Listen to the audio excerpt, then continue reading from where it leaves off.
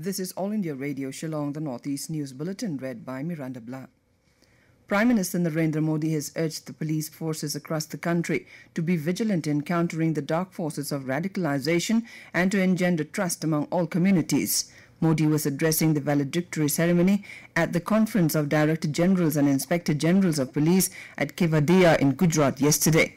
Touching a note of caution, the Prime Minister noted that castes are being exploited by divisive elements for short-term gains. He urged the police forces to continue working for the unity and integrity of India.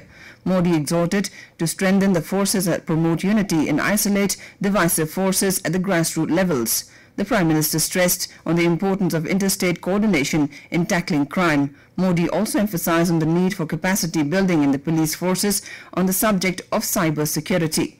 Modi said police personnel work hard in adverse circumstances, yet they often do not receive the recognition they deserve.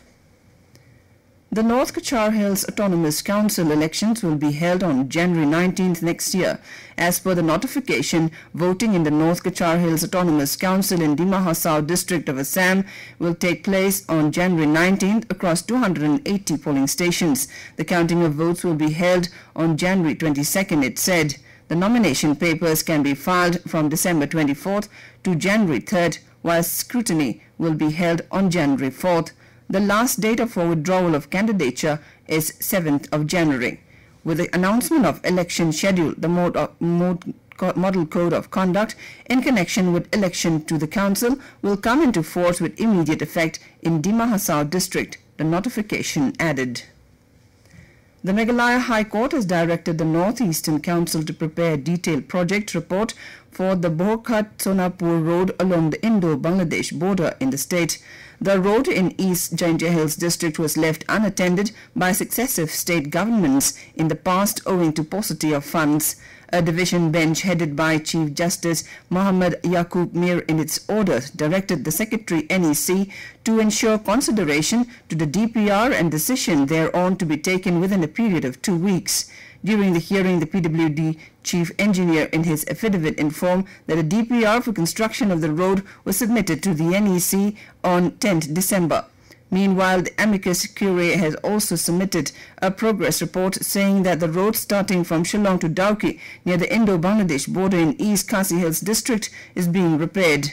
Regarding the stretches that are yet to be repaired, the bench has directed the respondents to file the latest status on or before the next date of hearing, which is scheduled after 4 weeks.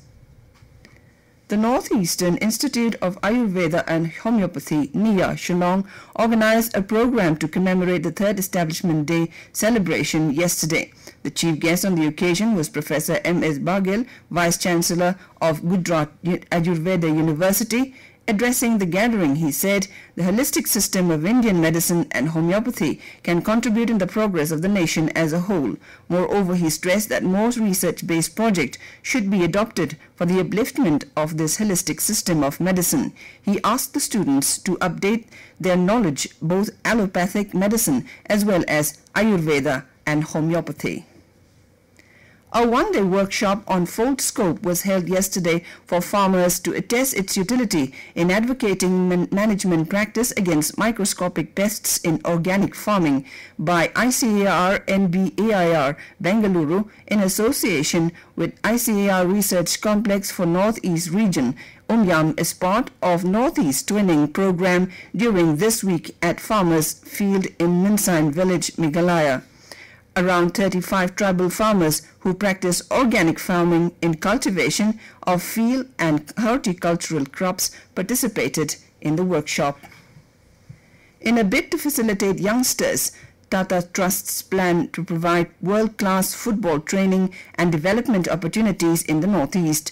Tata Trusts outreach program, which is one of the biggest in the country, is for young footballers in the Northeast, especially Manipur, Mizoram and Meghalaya. Under this initiative, Tata Trusts, in collaboration with state governments of Mizoram and Manipur, is planning to provide world-class football training and development opportunities to 4,500 children between 6 to 14 years across 90 grassroots football centers as part of its primary level intervention. And with that, we end the Northeast News Bulletin, which came to you from the Shillong station of All India Radio. Have a good day.